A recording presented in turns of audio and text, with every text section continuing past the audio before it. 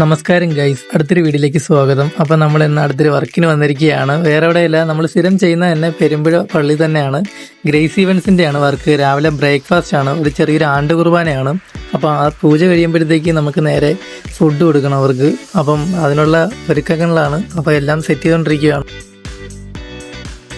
ഇന്നത്തെ മെനു എന്ന് പറയുന്നത് പൊറോട്ട, ചിക്കൻ കറി, അതോടൊപ്പം വെജിറ്റബിൾ കറി, പിന്നെ അച്ചാറ്, പായസം, പിന്നെ കട്ട്ലേറ്റ്, അതിനുള്ള സൈഡായിട്ട് സോസ്, പിന്നെ പഴം.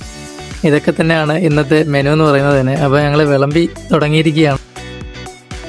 400 പേർക്കായിരുന്നു ഇന്നത്തെ ഫുഡ് എന്ന് പറഞ്ഞത്. അതുകൊണ്ട് തന്നെ ഒരു 10 മണി, ഒരു 10:30 ആ ഒരു ടൈമൊക്കെ ആയപ്പോഴത്തേക്ക് എല്ലാം ഒതുങ്ങി.